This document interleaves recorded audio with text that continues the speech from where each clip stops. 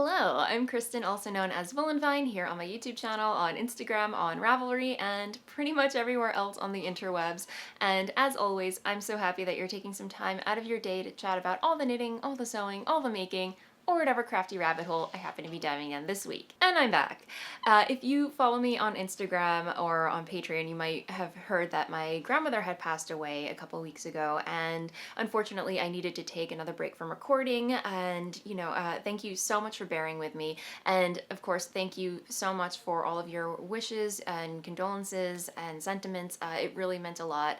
I'm not gonna lie, it was a really rough week for me to get through and my family, but yes, I did have to take some time off. I got plenty of R&R, TLC, and I'm really ready to get back into doing things. So again, I will talk more about this at the end of the episode, but I just want to quickly say thank you, for all your wishes and the like. But yes, I am back. I hopefully have a fun show for you. Of course, I've got knitting, I've got sewing, all the creative stuff happening. So, gather around, grab a cup of something, and let's chat about it. First up, we have our history make-along, which is a year-long make-along in which we are endeavoring to make all things historical. And whatever your craft is, you are welcome to join, be it knitting, sewing, crochet, weaving, embroidery.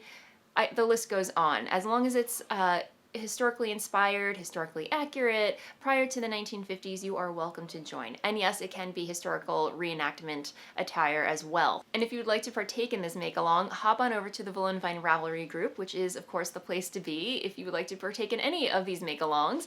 There's a thread specifically for this, for the history make-along, and just get in there, start sharing your progress, post photos, join the chatter, and at the end of the year, I will lock that thread and choose some random winners and offer some giveaway prizes. So as always, it is such a fun place to be. I've been dipping in, and I will admit I've been very bad at participating myself in that group. Needless to say, I have a lot of catching up to do, but I have been dipping in there, of course, and checking out all of your posts, and it's incredible what I'm seeing in there. So definitely hop on over there if you need some inspiration or just want to partake in the fun. So much fun. Last but not least, just to let you know that this YouTube channel is sponsored by Skillshare, which is a community learning platform for learning all of the things. And I am still learning how to use Adobe Premiere Pro, which is my editing tool of choice. And yes, and I say this because I had edited a commercial for Skillshare to insert here, but every time I edit said video commercial and insert it, the next week when I record, it's gone. So I still have a lot to learn, and that is why I love Skillshare, because I know that there is a tutorial for managing my video files. There's got to be a better way, and I'm going to figure it out on Skillshare. So definitely give Skillshare a try. There's a link below if you would like 2 months free to try their platform. Again, it's not just for video. You can learn sewing, you can learn knitting, embroidery, whatever you want to learn, it's probably on Skillshare. So click on the link below and use the promo code at checkout, and you will get 2 months free to try their platform. And I hope you enjoy. Thanks, Skillshare. I've been pretty naughty. I have not put a dent in the Husbeast sweater for over 2 weeks, I want to say now. I haven't forgotten about it. I promise I have not forgotten about it. I really just kind of needed a palette cleanser of sorts. Between COVID-19 and recent events, my creative mojo has been in the funkiest of funks that I can describe. There are no words for the way my creativity is flowing right now. It's just not flowing the way it should be. If that makes any sense, I don't know. But anyway, I just needed not to work on it for a little bit and work on something else. So I have been working on my Nurtured pullover, a pattern by Andrea, Mowry, and last week I think I was halfway done with the sleeve. I don't remember, but one sleeve is done, so completely done, and let me see if I can try it on. Yeah, so it's so nice and squidgy, and this yarn is amazing. The yarn that I'm using is Gilead, which is 100% wool, and it's about like a worsted Aran weight, I want to say. So yeah, and I have to say, it kind of reminds me of Brooklyn tweed shelter. It's got the same, I don't want to say consistency, but it's got the same type of loftiness, but it doesn't feel like it's going to poof apart when I knit with it. It doesn't feel fragile. It feels very sturdy, but has that same kind of like squidgy sponginess to it, if that makes any sense. Sponginess is not the right word, but if you know, yeah, I mean, if you can imagine, it's just, it feels very squidgy. I feel that is the appropriate word, squidgy. I like that word. We're gonna go with squidgy. So yes, this is a nice squidgy yarn, wonderful to work with. I am a huge fan of it. Again, nothing against Brooklyn tweed yarn. It's a lovely yarn, but for some reason, the way I knit, it just doesn't work with my tension, or I don't know. I've just never had luck with Brooklyn tweed yarn. So this is definitely a good alternative contender, so to speak. So anyway, just thought I would mention that. But yes, I have one sleeve done and started the second sleeve, and I'm almost done increasing, so I think I have about maybe 2 more increases to do, and then I can just continue in the round until I reach that specific length. And I think I'm actually making these an inch longer than the pattern suggests, so I don't know. I do like a long sleeve so I can pull the cuffs over my knuckles. I'm one of those people, so that is what I'm doing with this. And one thing that I'm absolutely loving about this pattern, I mean, look at that seam in the back. I mean, I don't think I've ever been this excited about a sleeve seam or a seam in general. It just looks so neat and polished, and I'm here for it. So anyway, that is where I am with my nurtured pullover. Again, I'm just really loving the process of it. It's a simple slip stitch pattern. I think it's like a row of knit and then a row of slip stitches, and just in the round, and it's just exactly what I need at this moment. So really, really loving it. Yeah, it's a little slow going, I'm not gonna lie, but it's going. So that is where I am with that. Next up is a new cast on. I know, I had absolutely no business casting on a new pattern, but this was more of just a way to, I don't want this to be a Debbie Downer episode or depress anybody, but when my grandmother passed away, I wanted to cast on something to remind me of her, if that makes sense. And if you recall, a couple of years ago, I knit her a Pebble beach shawl by Helen Stewart. I'll pop a photo of it here. And I knit it out of a beautiful green gradient set from Dragonfly Fibers, and my grandmother loved the color green. So it was just, after I was done knitting it, I'm like, this has to go to her. It's just right up her alley. And she loved it. So unfortunately, my aunt still has like a box of her belongings, and hopefully, fingers crossed, that shawl is still in there. So because of COVID-19, she kind of has to let that box sit in quarantine until, I don't know, a couple of, weeks or something. I don't know what the protocol is for that, but she's not touching it for a while. But hopefully when she goes into that box, it will be there, and she said if she finds it, she will send it to me. So yeah, that was a really special project for me. But in the meantime, I'm considering this my SOS cast on. And yeah, so I cast on another Pebble Beach shawl by Helen Stewart with just some yarn from Stash. It's not green, but I am using a mauve, of course, gradient palette that I found from my stash. And yeah, it's just been a really nice thing to work on and think about her, while I'm knitting on it. I haven't made very much progress on it, but yeah, it's just been really nice to just kind of pick up and, again, Helen Stewart's patterns are so intuitive, very easy, very autopilot-y, but I will say for the eyelet rows, you really do have to stop and make sure that you're doing the eyelets correctly, because those eyelets, they're easy, but they're sneaky, very deceptive, because, if you do miss a yarn over, it can shift the whole pattern all around. Anyway, really, really enjoying this. The yarn is Once Upon a Corgi Yarns, my friend Gabby, who is the dyer behind Once Upon a Corgi Yarns, in her rose gold colorway. And I'm going to be knitting it with these 2 other colorways.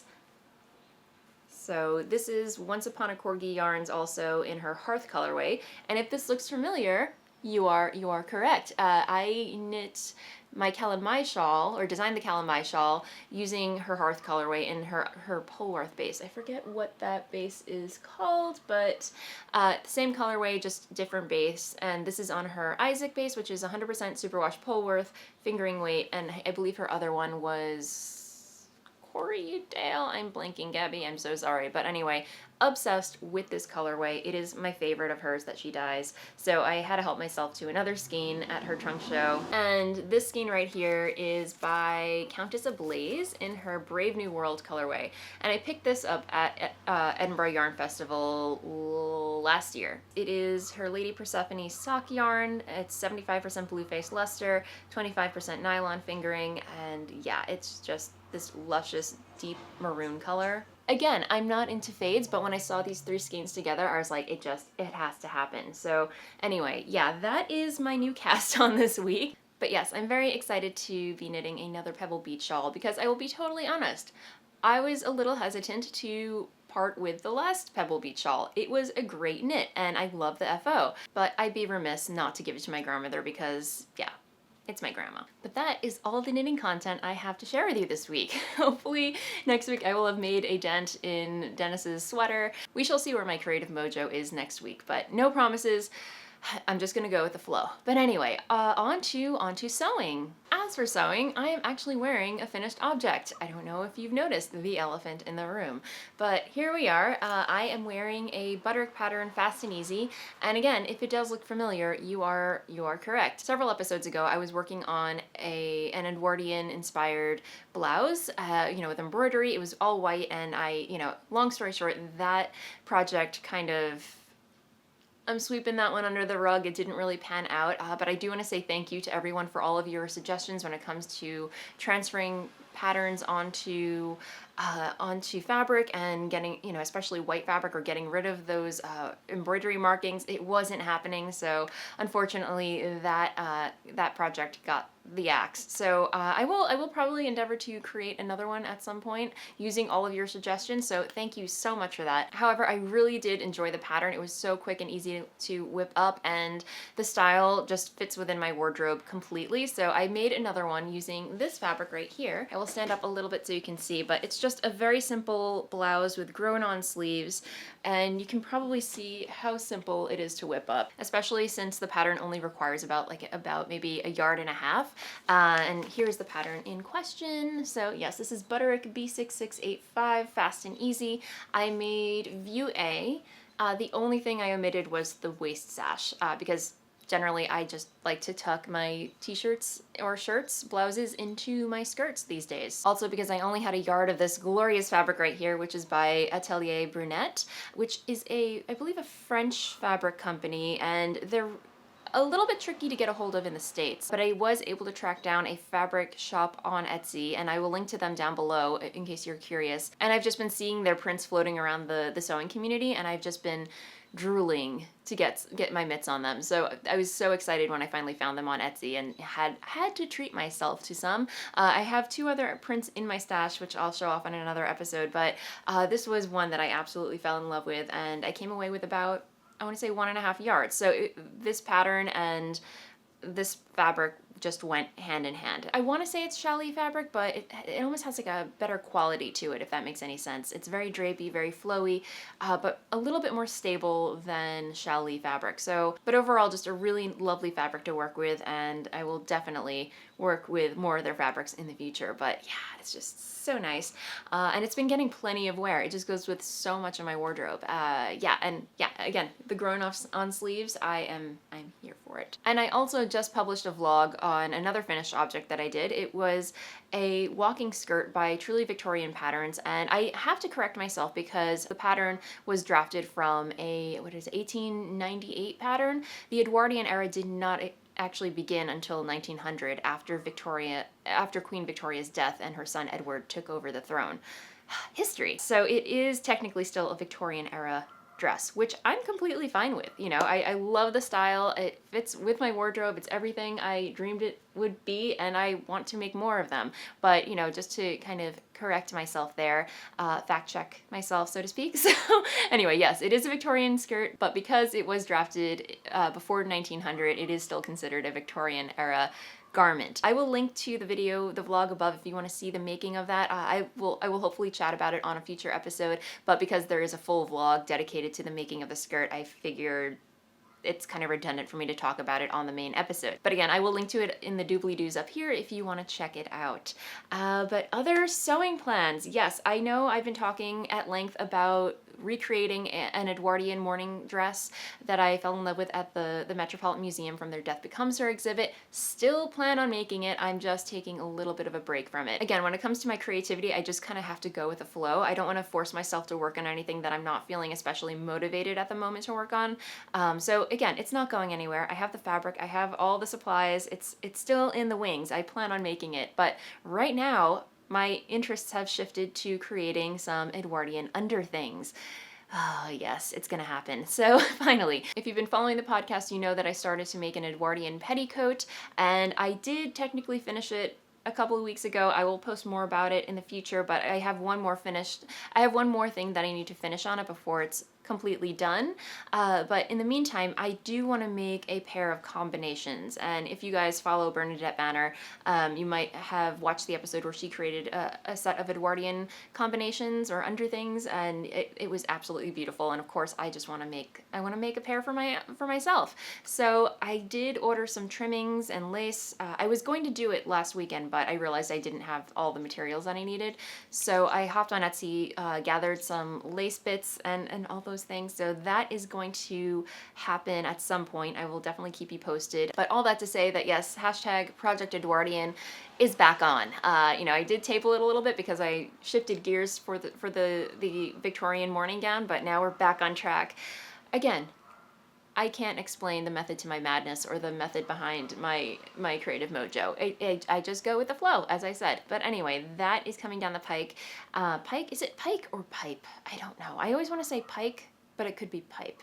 Coming down the pipe. I digress. So other than that, this weekend I am actually going to vlog about making a Peaky Blinder hat, guys. On the last episode, I talked about how Dennis and I finished watching Peaky Blinders, a really awesome show on Netflix. If you haven't watched it, what are you doing with your life? It's amazing. Although if you are sensitive to violence and strong language, probably not the show for you, but if that's your jam, check it out. A lot of characters on the show wear this newsboy cap, which was a style that was very popular in the 1920s, because a lovely person over in the history make-along thread over on Ravelry shared a link to a pattern that is perfect. So I will be downloading that pattern and hopefully maybe even chomping into it today after I'm done recording and editing and getting this episode up on the YouTubes. But I do have my material, so I thought I would share those with you. I know on the show the hats are made of tweed with like herringbone texture and just kind of tweedy wools, and this doesn't quite fit that bill, but it kind of does. And I really want to use fabric from Stash, so I decided I'm going to use this. Maybe down the road I will, after I make this version, I will try to procure some maybe some Harris tweed or something from Etsy. I did find a website that offers some upcycled tweed fabric, so that might be an option that I might look into. But anyway, this is what I'm going to make the first version out of, and yeah, it's just really, really lovely textured wool. And I actually have enough in here to probably make like a jacket or something, so, I will be all matchy-matchy. That is, unless I give this to Dennis. It's still very up in the air. For the lining, I thought this would be a really nice contender. Again, scraps from Stash. This actually was a gift from my friend Amy, who made my wedding dress. She was getting rid of a bunch of fabric and let me come raid all the fabric she was getting rid of, and this was in there. And it looks, it's polyester, but it has a really nice kind of sheen to it. It feels very expensive. So I'm going to use that for the lining. And it's probably like about a half a yard in here, so that'll be plenty. And then I thank you so much to those of you who let me know about where I could probably procure a visor insert for the hat. I looked everywhere. I looked on Etsy, I looked on Amazon. There were none of these inserts to be found, and a lot of you said I could use a plastic one of those flexible cutting boards that you can get at a dollar store. I could not find anything. And I even went to the dollar store to find a hat. So eventually I just pulled the trigger, went on Amazon and bought a cheapo baseball cap. So I think I bought two for like $7. So I can make two, which I was planning on doing. One for me, one for Dennis. So I'll just be harvesting the duckbill insert from this hat, and we shall make it work. So there is that. Last but not least, I'll need some grosgrain ribbon, which I also got. I got a whole spool of it in black because I feel like I wear a lot of black and I'll go with a lot of things, even though I feel like brown might have been a better color choice for the cap, but anyway. It's a lot in here, so I can use it for many other projects. So there's that. And then I got this kit to make a cover button for the top little button at the top of the hat. So yeah, I'm very excited to get this project going. It should be a quick one. Of course, I probably just jinxed myself, but I will be vlogging the process, so stay tuned for that vlog, and hopefully it will be a fun one. So yes, that is all the sewing and creative content for the episode. That said, I am going to move along to the blather segment, but just a heads up, it might be a little sad because I am going to chat about, you know, my grandmother and, you know, her passing. And if you're not here for that, I completely understand. Thank you so much for hanging out with me, and I will see you hopefully on the next episode. But if you would like to stick around, you know, I promise I will end on a happy note. It won't be so sad. But yes, you know, my grandmother did pass away a couple of weeks ago. I'm going to say 2 Thursdays ago, and she was in a nursing home. She was 86. She lived a very long life. However, you know, she was suffering a little bit, you know, from dementia. When Dennis and I would visit her, she would recognize us, but then not, you know, and she would think I was somebody else, and, you know, and she was also suffering from a lot of health issues. I will say, though, we don't believe that she passed away from COVID-19. She was tested a week before she passed. She tested negative, but, you know, it's really hard to tell how fast, you know, your health can deteriorate, especially in elderly people, when you catch the virus. So it's entirely possible that she did. But, you know, from what we understood, she did not have it. And, you know, she was just, again, suffering from a lot of health issues. She was able to pass away peacefully in her sleep, you know, in her own bed, in the nursing home. And, you know, it was really, really unfortunate because we were not able to give her the funeral that, you know, you would want to give a loved one.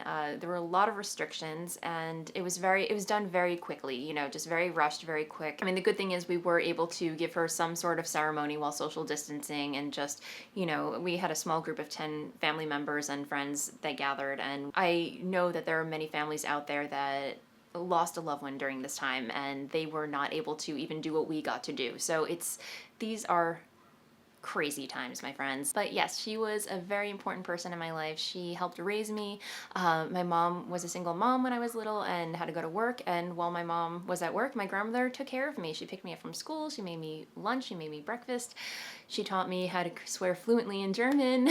she was amazing. But all that to say that, you know, I'm very sad that my grandmother is no longer with us, but I'm also relieved that she's at peace because, again, you know, she was, you know, suffering a little bit, and I really just wanted her to be at peace finally, and she is. So, you know, yeah, anyway, this is all very bittersweet, so I won't depress you too much, guys, but I just want to say again, thank you so much for all of your wishes and bearing with me while I took some time off. Yeah, it was quite the week. But anyway, let's end this on an upbeat note, shall we? Because I don't like ending things on a down note. On Instagram, I don't know if you can tell, but I've been participating in a couple photo challenges, like dipping in, dipping out. I stink when it comes to photo challenges on Instagram.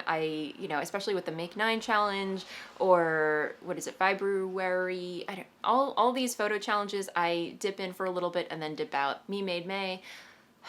Anyway, I dip in where I can. I'm very dippy. Lately, I've been partaking in, what is it? Isolation creation. And this is a photo challenge or creation challenge started by a photographer named Jamie Beck. She used to be Ann Street Studio and is the creator behind the Cinemagraph. Anyway, she has an insanely beautiful Instagram feed. I don't know if you follow her, but I will link to her below.